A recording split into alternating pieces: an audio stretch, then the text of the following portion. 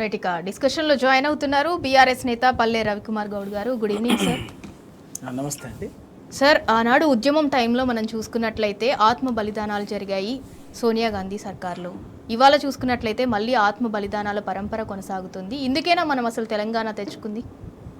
సింధూర గారు, కాంగ్రెస్ పార్టీ ప్రజల ఎప్పటికప్పుడు వాళ్ళ రాజకీయ అవసరాల కోసం, అధికారం కోసం, రాజకీయ స్వార్థం కోసం ఎప్పటికప్పుడు ఆ కాలంలో ఉన్నటువంటి పరిస్థితులకు తగ్గట్టుగా ప్రజల ఎమోషన్స్తో ఆడుకుంటుంది, భావోద్వేగాలతోటి ఆకాంక్షలతో ఆడుకుంటుంది, చెలగాటం ఆడుతుంది. వీళ్ళ సరిగ్గా ఆ రోజు తెలంగాణ ఉద్యమం సమయంలో తెలంగాణ రాష్ట్ర సాధన ఉద్యమం అనేటువంటి భావోద్వేగం ఎట్లా ఉండేనో ఆ రోజు అదే అనేక సార్లు అనేక సందర్భాల్లో 69లో 50లో మొదలు పెడితే నాన్ ముల్క్ గో బ్యాక్, తర్వాత 1956 69 తర్వాత మళ్ళీ దశ ప్రతి సందర్భంలో కూడా 2004లో ఎన్నికల్లో కామన్ మినిమం ప్రోగ్రాము, తర్వాత 2009లో కేసీఆర్ గారి దీక్షా దివస్ సందర్భంగా ఆ సందర్భంగా ఇచ్చినటువంటి ప్రకటన, ఆ ప్రకటన ఇచ్చి వెనక్కి తీసుకోవడంతో ఆత్మహత్యల పరంపర ఒక పీక్ స్టేజ్కి వెళ్ళిపోయింది. ఆ రోజు ఆడుకున్న రెండు తెలంగాణ ఆకాంక్షలతోటి ఇవాళ సరిగ్గా బీసీ నినాదం అనేది ఒక బలంగా చర్చనీయ అంశంగా మారింది కాబట్టి, తెలంగాణ ప్రజలు అదొక బలమైన కాంక్ష ఉన్నది కాబట్టి దాన్ని ఎన్నికల్లో వాడుకోవడం కోసము 2023 ఎన్నికల్లో కామారెడ్డి డిక్లరేషన్ పేరు మీద చాలా ఇష్టానుసారంగా కనీసం ఏమీ లేకుండా చెప్పేసిండు. స్థానిక సంస్థల్లో విద్యా ఉద్యోగాల్లో 42% రిజర్వేషన్లని, ఇంకా 56 డిమాండ్లు ఉన్నాయి. వచ్చేసి అధికారంలోకి వచ్చిన తర్వాత ఏ ఒక్కటి కామారెడ్డి డిక్లరేషన్లో ఇచ్చినటువంటి 42% రిజర్వేషన్లతో సహా డిమాండ్లో ఏ ఒక్కదాన్ని కూడా నెరవేర్చలే.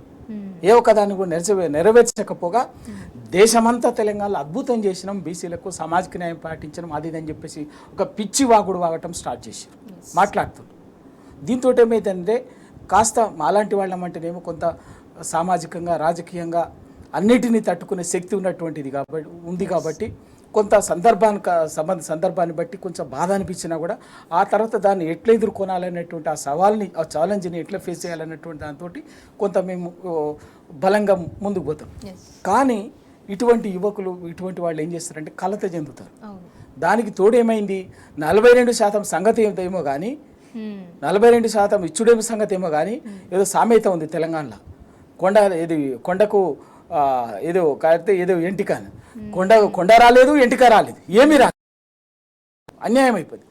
23కు తీసుకొచ్చిండు, ఆ 23 కాస్త అయిందా అంటే 17కు తీసుకొచ్చింది, 17% రిజర్వేషన్లకు వచ్చింది. ప్రాక్టికల్గా ఎందుకైందో వాళ్ళు ఎవరికి అర్థం కాలేదు. నిజంగా చేసే 42 చేయాలి, 42 మీరు చేయలేదు, మోసం చేసిరు, ద్రోహం చేసిరు, వంచన చేసిరు బీసీ సమాజాన్ని, బీసీలని. 23 అని ఉండాలి కదా. ఆ 23కి ఏం రోగం వచ్చింది? ఎందుకు అంటే కుట్ర బుద్ధి. దానికి ఇంకేం ఏదో మాట్లాడతారు, తుండి మాటలు మాట్లాడతారు, పనికి మాల మాట్లాడతారు, రెచ్చగొట్టేటట్టు మాట్లాడతారు, చిల్లర మాటలు మాట్లాడతారు, విద్వేషాలు, అబద్ధాలు, పచ్చబద్ధాలు మాట్లాడటం. తీరా చూసరికి ఏమైందంటే దానికి తోడుగా నిన్నటికే ఒకటి ఆదిలాబాద్ జిల్లాలో రాజకీయంగా ఇస్తామన్నారు, ఇయ్యలేకపోయినాం, కోర్టులు అడ్డంపడి అది చేసినాం ఇది చేసినాం, సుప్రీంకోర్టు హైకోర్టు అని పనికి మాల మాటలు మాట్లాడి కోర్టుల కారణంగా న్యాయం ఇయ్యలేకపోయినాం 42%, కాబట్టి 23 ఇస్తాం, మిగిలినటువంటి పార్టీ పరంగా ఇస్తామని చెప్పారు. మరి పార్టీ పరంగా ఇస్తామన్నటువంటి బుద్ధిమంతులు, పెద్ద మనుషులు, మరి నల్గొండ జిల్లా తిప్పర్తి మండలం లక్ష్మీదేవి ఎల్లమ్మగూడెంలో ఏం జరిగింది? ఒక జనరల్ సీట్లో ఒక బీసీ బిడ్డ ఓ యాదగిరి యాదవ్ పోటీ చేయడానికి ముందుకొస్తే ఆయన ఎంత దాష్టికం చేసిరో చూసినాం. భార్యాభర్తలు బాగా చదువుకున్నటువంటి వాళ్ళు, ఆయన వైఫ్ కూడా పోస్ట్ గ్రాడ్యుయేషన్ చదివింది అమ్మాయి, చదువుకున్నటువంటి వాళ్ళు ధైర్యంగా జనరల్లో పోటీ చేయడానికి ముందుకు వస్తే బెదిరించి మంత్రి కోమటిరెడ్డి వెంకటరెడ్డి, మంత్రి అనుచరుడు సందీప్ రెడ్డి బెదిరించి ఏం చేయాలో చేసిండు. వినకపోతే కిడ్నాప్ చేసి మూత్రం తాగించి చూసినాం. అది తాపించి భయంకరంగా ఇంతకంటే అమానవీయం, ఇంతకంటే దారుణం, ఇంతకంటే అరాచకం ఇంకేమన్నా ఉన్నదా? ఏమన్నా ఉందా? టీఆర్ఎస్ పార్టీ ఆ ఫ్యామిలీకి బాస్టె నిలబడ్డది కాబట్టి ఇవాళ అదే అభ్యర్థి యాదగిరి ధైర్యంగా ఇవాళ నామినేషన్ వేసిండు. ఆయన భార్య ఆమె నామినేషన్ వేసి ఇవాళ ప్రచారం స్టార్ట్ అయింది. అట్లాగే నిన్న ఆదిలాబాద్ జిల్లాలో ఒక అతను ఆత్మహత్య చేసుకున్నాడు. వీళ్ళ దాష్టికానికి వీళ్ళ బెదిరింపుల్ని తట్టుకోలేక ఆత్మహత్య చేసుకున్నాడు. అంటే మీరు ఇస్తామన్నా ఇయ్యలేక రాజకీయంగా ఇస్తామని ఇది మీరు ఇచ్చేది చావులా ఆత్మహత్యలా. ఇటువంటి సంఘటనలు చూసి ఇవాళ ఈశ్వరాచార్య అన్నటువంటి సాయి ఈశ్వరాచార్య భావోద్వేగానికి గురైపోయి కొంత ఇబ్బంది పడి ఆత్మ బలిదానానికి సిద్ధపడ్డాడు. సో అయినా కూడా ఏమైందంటే వాళ్ళ మాకు ఉదయం రాత్రి తెలియగానే ఉదయం ఎర్లీగా పోయినాం, అందరం పోయినాం. తలసాని శ్రీనివాస్ యాదవ్ గారు, మాజీ మంత్రులు శ్రీనివాస్ గౌడ్ గారు, నేను, చెరుకు సుధాకర్ గారు, బీఆర్ఎస్ పార్టీ చాలా ముఖ్యమైన నాయకత్వం చాలా మంది పోయినాం. పోయి చూసినాం, అక్కడ పరిస్థితి చూసినాం, ఆ సోదరుడితో మాట్లాడినాం, ఆత్మహత్య చేసుకున్న ప్రయత్నం చేసినటువంటి ఆ సాయి ఈశ్వరాచార్యతో మాట్లాడినాం. చెప్పిండు విషయం ఏందో, వాళ్ళ భార్య పిల్లలతో మాట్లాడి డాక్టర్ల సమక్షంలో అందరి సమక్షంలో మాట్లాడిన ఉదయం. సరే అంత కాన్ఫిడెన్స్ ఉంది, అంత నిజాయితీగా ఒక లక్ష్యం కోసం నేను కలత చెందిన నాకు ఇదని చెప్పేసి మాట్లాడినందుకు ఏంటంటే కనీసం మెరుగైన వైద్యం అందిస్తే బతుకుతాడేమని చెప్పేసి ఆశపడ్డాం. కనీసం ప్రభుత్వానికి పట్టింపు లేదు, ఎవ్వడు పట్టించుకున్నటువంటి వాళ్ళు లేడు. ఎంత దుర్మార్గం అంటే మేము వచ్చి కింద వచ్చి మెరుగైన వైద్యం కోసం ఒక 300-400 మంది గుమిగూడి కింద ధర్నా ఇస్తున్నాం, నిరసన చేస్తున్నాం, ఆందోళన చేస్తున్నాం. మెరుగైన వైద్యం అందించాలి, సూపరింటెండెంట్ గారు ప్రభుత్వం దిగొచ్చు అని చేస్తాం. ఏం పట్టించుకోలే. ఈలోగానే అది విషమించింది. మేము అక్కడ ఆందోళన కూర్చోగానే చనిపోయిండు. చనిపోగానే కనీసం చెప్పకుండా ఏమి లేదు, డిక్లేర్ చేయకుండా, అంటే ఎంత దుర్మార్గం అంటే అప్పటికే ఇప్పటి వరకు అండి ఎంత అప్రజాస్వామికం అంటే, అరే మరణ వాంగ్మూలం తీసుకోలేదండి, మరణ వాంగ్మూలం తీసుకోవాలి కదా. అంత సీరియస్ క్రిటికల్గా ఉన్నటువంటి చావు బతుకుల్లో ఉన్నటువంటి వ్యక్తిది మరణ వాంగ్మూలం తీసుకోవాలి కదా మెజిస్ట్రియల్గా. ఓ మేజర్ సమీక్ష పోలీసులు ఏమి లేదు, నిర్లక్ష్యం ఏం లేదు. చేయకపోగా కనీసం డెత్ డిక్లేర్ చేయలే, మరణాన్ని అధికారికంగా ప్రకటించలే. ప్రకటించక ముందే మేము అక్కడ అందరం 100 మంది ఉన్నాము. ఉండగానే అక్కడ బాడీని ప్యాక్ చేసి దొంగతనంగా తరలించి భార్యని తల్లిని వాళ్ళని పాపం వాళ్ళని దౌర్జన్యంగా బెదిరించి 6th ఫ్లోర్లో ఉండి బెదిరించి వాళ్ళకి సంబంధం లేకుండానే పోలీసులు బాడీ తీసుకుని ఎత్తుకొని వెళ్ళిపోయి పోతురు దొంగ లెక్క. మాకు ఆ విషయం తెలిసి వెంటనే కింద ఉన్నటువంటి మంది నేను అందరం పొలవమని పైకి వెళ్ళిపోయినాం. 3rd ఫ్లోర్ వరకు తీసుకొచ్చారు బాడీని, అడ్డుకున్నాం, బాజాబ్తా ప్రతిఘటించినాం, బాడీని గుంజుకొని పోలీసులని అందరూ నెట్టి పడేసి మళ్ళీ 6th ఫ్లోర్కు డెడ్ బాడీ తీసుకుపోయి అక్కడ పెట్టి సూపరింటెండెంట్ మొత్తం హెచ్ఓడి ప్లస్ ఆర్ఎంఓని పిలిపించి ఏం తమాషా అనుకుంటారా, ఏమనుకుంటున్నారు, ఒక మనిషి ప్రాణం అంటే మీకు ఇంత నిర్లక్ష్యమా, ఇంత బాధ్యతారాహిత్యమా, ఏం ప్రజాస్వామ్యం అనుకుంటారా, ఏమనుకుంటున్నారు, మీ సంగతి ఏంది, అంటే వాళ్ళ కక్ష రాజకీయాల కోసం అని చెప్పి ప్రజల ప్రాణాలతోటి చెలగాటం. అది కనీసం మీరు అంటే ఎందుకంటే ఇది జరిగితే ఇది ఒక భావోద్వేగాల నేపథ్యంలో చేసుకున్నట్టు అది బర్నింగ్ కేసే కావచ్చు, ఆత్మహత్యనే కావచ్చు, సాధారణ ఆత్మహత్య కాదు, అది ఒక ఫ్యామిలీ ఆత్మహత్య కాదు, ఒక సోషల్ కాజ్ కోసం. అందులో అధికార కాంగ్రెస్ పార్టీ చేసినటువంటి మోసం మీద ఆ రోజు శ్రీకాంతాచారి చేసినటువంటి ఆత్మ బలిదానం కూడా కాంగ్రెస్ పార్టీ చేసినటువంటి మోసం మీదనే ఆత్మ బలిదానం చేసుకున్నాడు.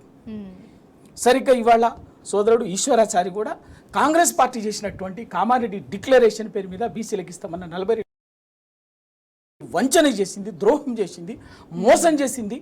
అయ్యో ఇట్లనా, ఇంత అన్యాయమా అని చెప్పేసి కలత చెంది ఆ బాధతోటి వేదనతోటి ఆత్మ బలిదానానికి ఆత్మాహుతికి సిద్ధపడ్డాడు. అరే కనీసం కాబట్టి ఇదంతా ఇష్యూ అవుతుంది. ఇంతమంది బీసీ సమాజం, బీసీ సంఘాలు, ఉద్యమకారులు మేమందరం అక్కడ తెలంగాణ ఉద్యమంలో వీరోచితంగా ఫైట్ చేసినటువంటి వాళ్ళందరం ఉండేసరికి భయపడినట్టు పోలీసు ప్రభుత్వము వెంటనే ఏంటంటే కన్నుగప్పి బాడీని అక్కడి నుంచి షిఫ్ట్ చేస్తే వీళ్ళ చేతులకు పోనీయద్దు. బాడీని అక్కడ ఉంటే వీళ్ళు దీని ఇష్యూని దానికోసం ఒక కాజ్ కోసం చనిపోయినటువంటి వ్యక్తి భౌతిక ఖాయం కాబట్టి ఖచ్చితంగా ప్రభుత్వానికి మెడకు చుట్టుకుంటుంది, వీళ్ళు వదిలిపెట్టారనేటువంటి ఉద్దేశంతో వెంటనే దొంగతనంగా షిఫ్ట్ చేస్తుంటే అడ్డుకున్నాం, తీసుకుపోయినాం, మళ్ళీ దాన్ని మార్చూర్లో పెట్టించినాం. మార్చుల్లో పెట్టించి పోస్ట్ మార్టం ప్రాసెస్ అది జరుగుతుండగానే మళ్ళీ వచ్చి అందరం కూడా మార్చులో పెట్టించి బాడీని దాదాపు 300-500-600 మందిని అక్కడ కూర్చొని శాంతియుతంగా నిరసన వ్యక్తం చేస్తున్నాం. ప్రభుత్వం దిగి రావాలి, ఈ కుటుంబానికి ఆదుకోవాలి, న్యాయం చేయాలి. ఈ అంశాన్ని ఏదైతే 42% రిజర్వేషన్ల డిక్లరేషన్ ఇచ్చిందో అది దానికి సంబంధించి కూడా పార్లమెంట్లో బిల్లు పెట్టడానికి బీజేపీ కాంగ్రెస్ పార్టీలు 2 నాటకాలు ఆడుతున్నాయి. ఎంపీలు మంత్రులు వచ్చి బీసీ మంత్రులు వచ్చి దానికి సమాధానం చెప్పాలని చెప్పేసి అక్కడ శాంతియుతంగా చేస్తున్నాం. అంటే సార్ రాష్ట్రంలో ఎన్ని చోట్లని పదే పదే బీఆర్ఎస్ నేతలు కావచ్చు, కార్యకర్తలు కావచ్చు వెళ్ళి ధర్నాలు, నిరసనలు తెలియజేసి ప్రజల కోసం పోరాటాలు చేస్తారు. ఇప్పుడు ఇక్కడ ఒక దగ్గర ప్రాబ్లం వచ్చింది అని బీఆర్ఎస్ నేతలు వెళ్ళి అక్కడ ఇనిషియేట్ తీసుకొని ఆ ప్రాబ్లమ్ని సాల్వ్ చేసే ప్రయత్నం చేస్తున్నారు. మళ్ళీ ఇంకొక చోట గడిచిన రెండు సంవత్సరాలుగా చూసుకున్నట్లయితే ఇదే జరుగుతుంది కదా. సింధూరా గారు, నేను ముందే చెప్పాను, కాంగ్రెస్ పార్టీ స్వభావమే వాళ్ళ అవసరాల కోసం ప్రజల ఆకాంక్షల్ని భావోద్వేగాలతో చెలగాటమాడటం. అది బీసీ ఎజెండా కావచ్చు, మూసి ప్రక్షాళన సమస్య కావచ్చు, లగచర్ల భూముల విషయం కావచ్చు, ఇంకేదైనా హైడ్రా కావచ్చు, ఏదైనా కావచ్చు, ఇంకేదైనా మీరు ఏది తీసుకుంటే ఇవాటి లేటెస్ట్గా జరుగుతున్నటువంటి హైదరాబాద్ ఇండస్ట్రియల్ ల్యాండ్ ట్రాన్స్ఫర్మేషన్ పాలసీకి సంబంధించినటువంటి ఏదైనా కావచ్చు, తమ రాజకీయ స్వార్థం కోసం ఏమైనా మాట్లాడుతుంది, ఏమైనా బుల్డేసి వేస్తుంది. ఎవరైతే దానికోసం ఆ సామాజిక అంశం కోసం, లక్ష్యం కోసం, ఆ సోషల్ పర్పస్ కోసం నిలబడతారో వాళ్ళని అవసరమైతే వ్యక్తిత్వ హననాలు చేస్తారు. అందుకే కదా కేటీఆర్ గారిని టార్గెట్ చేసింది. అందుకే కదా కేసీఆర్ గారిని చిల్లర మాటలతోటి ఆయన స్థాయిని ఒక టవరింగ్ పర్సనాలిటీ, ఎవడు ఒప్పుకున్నా ఒప్పుకోకపోయినా కేసీఆర్ అనేటువంటి వ్యక్తి ఇవాళ భారతదేశంలో ఉన్నటువంటి ఒక అస్తిత్వ రాజకీయాలు ఒక టవరింగ్ పర్సనాలిటీ. అటువంటి టవరింగ్ పర్సనాలిటీ కేసీఆర్ కూడా చిల్లర మల్లర మాట్లాడటం, చౌకబారు కామెంట్స్ చేయటం, చౌకబారుగా మాట్లాడటం అవన్నీ జరుగుతుంటాయి. హరీష్ రావు గారిని చూసినాం, ఇవన్నీ జరుగుతున్నది. అయినా కూడా టీఆర్ఎస్ అనేది వల్ల తెలంగాణ సమాజం, తెలంగాణ కోసం, ఎందుకంటే తెలంగాణ ప్రజల ఆకాంక్షల కోసం, తెలంగాణ ప్రజల అస్తిత్వం కోసం, స్వీయ రాజకీయ సామాజిక సాంస్కృతిక అస్తిత్వం కోసం నిలబడి కొట్లాడినటువంటి పార్టీ టీఆర్ఎస్ పార్టీ. తప్పనిసరిగా 9.5 ఏళ్లలో ఆ స్వీయ అస్తిత్వాన్ని నిలబెట్టడం కోసం ప్రయత్నం చేసింది. చేయాల్సింది ఇంకా చేయాల్సి ఉంటుంది. ఒక్కసారి జరుగుతూ 70 ఏళ్లలో జరిగినటువంటి విధ్వంసాన్ని సరిదిద్దడానికి ఏ 9 ఏళ్ళు సరిపోవు, కానీ ఇంకా టైం పట్టేది జరుగుతుంది. ఈ ప్రాసెస్లో కొంత ఇది జరిగింది. ఈ క్రమంలో ఖచ్చితంగా ఈ కాంగ్రెస్ పార్టీ చేస్తున్నటువంటి అరాచకం ఇవాళ బీసీ రిజర్వేషన్ల విషయంలో పరాకాష్ఠకి చేరింది. వంచన అంటే ఇంకా నయవంచన, ఇంకా అంతకంటే ఇంకేం లేదు. ఇవాళ సాయి ఈశ్వరాచార్య డెడ్ బాడీని కూడా ఇప్పుడు కనీసం మమ్మల్ని అందరూ చేస్తారని చెప్పేసి అక్కడ ఉండంగానే దౌర్జన్యంగా తీసుకుపోయి అరెస్ట్ చేసి అందరినీ 300 మందిని ఎక్కడికక్కడ పోలీస్ స్టేషన్లో 5-6 పోలీస్ స్టేషన్లో వేరుగా పెట్టి ఇప్పుడు 6 గంటలకు పంపించేసి వదిలేసి. ఇది ఇంత ఎందుకంటే కాంగ్రెస్ పార్టీకి ప్రజాస్వామ్యం మీద నమ్మకం లేదు, రాజ్యాంగం మీద నమ్మకం లేదు, దేని మీద నమ్మకం లేదు. వాళ్ళకు రాజకీయ అధికారం తప్ప వేరే ఇంకేమీ లేదు. వాటన్నిటిని తప్పనిసరిగా వాళ్ళ బీసీ సమాజం ముందు ఏం గుడ్డెం పోలేదు, అన్నిటి ఖచ్చితమైన సమాధానం చెప్తాం. కాంగ్రెస్ పార్టీ వాళ్ళ బీసీ వర్గాలకు, బీసీ సమాజం చేసినటువంటి మోసమేందో, ద్రోహమేందో, వంచనేందో సమాధానం చెప్తూ బీసీ సమాజాన్ని కూడగట్టి వీళ్ళ మోసాన్ని ఎండగట్టి తప్పనిసరిగా రాజకీయంగా భూస్థాపితం చేస్తాం బీసీలు. సార్, ఏడాదికి 20,000 కోట్ల బీసీ బడ్జెట్ అవుతుంది. మరి దాని సంగతి ఏంటి? దానికి ఇవాళ కాంగ్రెస్ సర్కార్ శతకోపం పెట్టినట్టు కాదా? సింధూరా గారు, కామారెడ్డి డిక్లరేషన్లు 42% బీసీ రిజర్వేషన్లు, స్థానిక సంస్థలు, విద్యా ఉద్యోగాలు అనేది ఒకటి అంశం. 2 కులగన్న, ఈ 2 చక్కగా చేయలే, అంతా మోసం చేసి. ఇంకా మిగతా విషయాలు ఇవే కాకుండా 56 అంశాలు ఉన్నాయి, మొత్తంగా 56 హామీలు ఉన్నాయి. అందులో ప్రధానంగా ఏంటంటే ప్రతి సంవత్సరానికి అధికారంలోకి వచ్చిన 6 నెలల్లోనే బీసీ సబ్ ప్లాన్ తీసుకొచ్చి, మహాత్మా జ్యోతిబా పూలే సబ్ ప్లాన్ పేరు మీద సబ్ ప్లాన్ తీసుకొచ్చి దానికి చట్టబద్ధత కల్పిస్తాం. చట్టబద్ధత కల్పించి ప్రతి సంవత్సరం బడ్జెట్లో 20,000 కోట్ల రూపాయలు కేటాయిస్తాం బీసీల అభ్యున్నతి కోసం అని చెప్పేసి చెప్పింది. ఇప్పటికి 2 బడ్జెట్లు అయిపోయినాయి, 3వ బడ్జెట్కి రెడీ అయినాం. 2 సంవత్సరాలు అయిపోయింది. 2 సంవత్సరాల చట్టబద్ధత కల్పించు సంగతి దేవుడెరుగు, కానీ సంవత్సరానికి 20,000 సంగతి దేవుడెరుగు. 2 ఏళ్లకు కలిపి ఇప్పటి వరకు 20,000 ఇవ్వలే, 20,000 ఇవ్వలే. 10,000కి మించి ఖర్చు పెట్టి, అది జీతభత్యాలు, గురుకులాలు, వాటికి సంబంధించి జీతభత్యాలకు తప్ప ఒక్క స్కీమ్ లేదు, ఒక్క వెల్ఫేర్ యాక్టివిటీ లేదు, ఒక డెవలప్మెంట్ యాక్టివిటీ లేదు బీసీల కోసం. అది మోసం. ఇంకొకటి, ఇటువంటి ఇప్పుడు బీసీ సప్లానికి ఏ ప్రాబ్లం లేదుగా. 42% రిజర్వేషన్ల కంటేనేమో న్యాయ వివాదం ఉంది, గరిష్ట పరిమితి 50% సీలింగ్ దాటొద్దు, కోర్టులు, తీర్పులు ఇవన్నీ ఉన్నాయి. మరి దీనికి ఏం అడ్డంకి లేదు కదా, ఎందుకు చేయలేదు? మీకేం ఏం ఇబ్బంది అయింది? ఒకటి. రెండవది 42% కాంట్రాక్టులు మెయింటెనెన్స్ కాంట్రాక్టులలో సివిల్ కాంట్రాక్టులు మెయింటెనెన్స్ కాంట్రాక్టులలో బీసీలకి 42% కేటాయిస్తామని చెప్పారు. నిజంగా ఇదే జరిగితే కొన్ని వేల మంది చిన్న కాంట్రాక్టర్లు బీసీలు చాలా మందికి ఉపయోగపడతారు. ఇప్పుడు ఏమైంది, పెద్ద మొత్తం వీళ్ళే పెద్ద బడాబులు ఒక 100 మంది కాంట్రాక్టర్ల చేతుల్లో ఉండి మొత్తము మాఫియా లాగా తయారైపోయింది. క్లాస్ 1 క్లాస్ 2 ఆ పేరు ఈ పేరు మొత్తం వీళ్ళ చుట్టూ ఉన్నటువంటి వాళ్ళు తప్ప ఇంకో వానికి రాదు. ఆ కాంపిటీషన్లో పెట్టుబడిలో కానీ మేనేజ్మెంట్లో కానీ వీళ్ళని తట్టుకునే శక్తి బీసీలో ఉన్నటువంటి ఏ కాంట్రాక్టర్కు లేదు. నిలబడలేకపోతున్నారు, తట్టుకోలేకపోతున్నారు. అట్లా అందుకోసమే ఇవాళ ఉన్నటువంటి పరిస్థితుల్లో అది ఇస్తే దానికే చికాకు లేదు. 42% సివిల్ కాంట్రాక్ట్లో మెయింటెనెన్స్ కాస్ట్లకు ఇవ్వడానికి ఏ ఇబ్బంది లేదు. ఒక చిన్న క్యాబినెట్లో తీర్మానం చేసి ఓ జీవో ఇస్తే చాలు.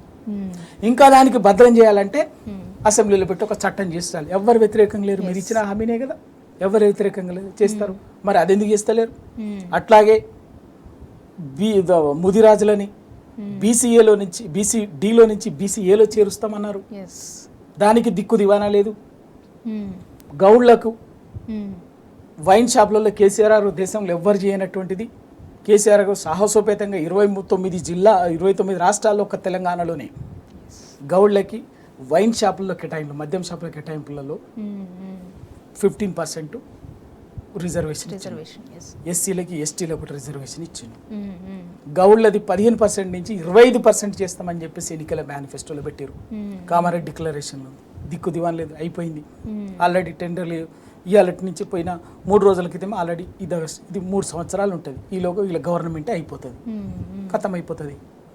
అట్లాగే ఇంకా చేనేత కార్మికులకు, గంగపుత్రులకి, వడ్డర్లకి, సబ్బన్న వర్గాలకు చేతి వృత్తుల కోసం మండలానికి ఒక చేతి వృత్తి కాంప్లెక్స్ పెడతామన్నారు. ప్రతి జిల్లా కేంద్రంలో బీసీ కన్వెన్షన్ సెంటర్స్ని పెడతామన్నారు. ఏమైనాయి? కేసీఆర్ గారు అద్భుతంగా ఇచ్చినటువంటి ఒక ఆత్మగౌరవ భవనాలు, ఇదే కోకపేటలో 100 కోట్ల రూపాయలు విలువ చేసే భవనాలని ఆ ప్లేస్ని ఇస్తే కనీసం ఇప్పటివరకు కట్టించినటువంటి దిక్కు లేదు, దిక్కు దివాన్ లేదు. ఆ రోజు ఏ స్టేజ్లో ఉండేనో ఇవాళకి అదే స్టేజ్లో ఉండే ఆత్మగౌరవ భవనం, గౌడ ఆత్మగౌరవ భవన్, పద్మశాలి ఆత్మగౌరవ భవన్, నీకు సగర ఆత్మగౌరవం, ఇట్లా అన్ని కులాలకు బీసీ కులాలకి ఇచ్చింది కేసీఆర్ గారు. వాటికి దిక్కు దివాన్ లేదు. ఇట్లా 56 డిమాండ్లు, ఏ డిమాండ్ నెరవేరు చెప్పమని చెప్పండి. ఏ ఒక్క డిమాండ్ కూడా దేనికి న్యాయపరమైనటువంటి వివాదాలు లేవు. ఒక్క 42% రిజర్వేషన్లకు సంబంధించినటువంటి తప్ప. అది పట్టుకొని మిగతా వాటిని మోసం చేస్తున్నారు, వంచన ఇస్తున్నారు. ఇచ్చేయండి ముందు, ఫస్ట్ 52% కొట్లాడదాం, బరాబర్ కొట్లాడదాం. మిగతా వాటిని ఎందుకు చేయరు? మోసం కాదు. మీరు బడ్జెట్లో 20,000 కోట్లు ఇస్తే ఎవడు ఆపిండు, ఎవడు అడ్డం వచ్చిండు?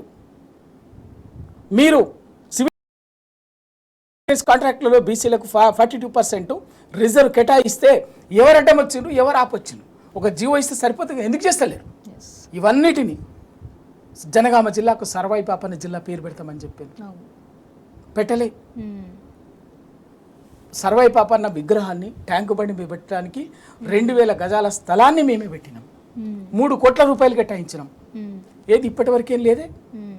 ఇవన్నీ చేస్తుంటే మోసాలు, అన్ని మోసాలు, వంచన. దానికి ఇంకా నంగనాచి మాటలు మాట్లాడతాం. తడిగుడ్డలతోటి గొంతులు కోసింది వాళ్ళ బీసీలది కాంగ్రెస్ పార్టీ, రేవంత్ రెడ్డి ప్రభుత్వం. తడిగుడ్డలతోటి బీసీల గొంతులు కోసింది, వంచన వేసింది, వంచన పరాకాష్ట. దీన్ని వాళ్ళ ప్రశ్నిస్తుంటే వాళ్ళ దాన్ని అన్యాయంగా, దుర్మార్గంగా అణిచివేసే ప్రయత్నం చేస్తుంది. వీళ్ళు అనుకుంటున్నారు ఏదో అది చేతుల్లో అధికారం ఉంది కదా, దౌర్జన్యం చేస్తే ఇంకా అది చేస్తే ఇది చేస్తే ఇంకేమో చేస్తుంది. బరాబర్ ఆ రోజు తెలంగాణ ఆకాంక్షలతో ఎమోషన్స్తో పెట్టుకున్నారు. ఆ రోజు అధికారంలో ఉండి కూడా భస్మం అయిపోయింది, రాజకీయంగా భూస్థాపితమైన తెలంగాణలో. రైట్ సార్, బీసీలతో పెట్టుకున్నారు, బీసీ భావోద్వేగాలతో పెట్టినారు. తప్పనిసరిగా మీరు ఈ అధికారం మదంతో, అహంకారంతో మాట్లాడుతున్నారు కదా, బీసీలతో తోటి పెట్టుకున్నారు.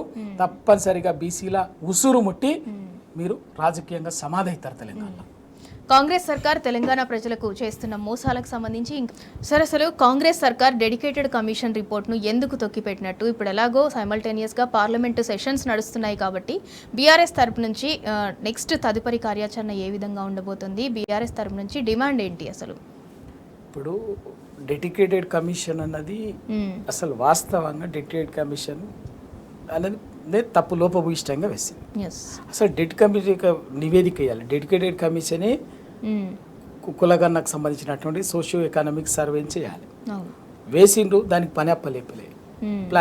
ప్లానింగ్ బోర్డు తోటి, ప్లానింగ్ డిపార్ట్మెంట్తో చేయించారు.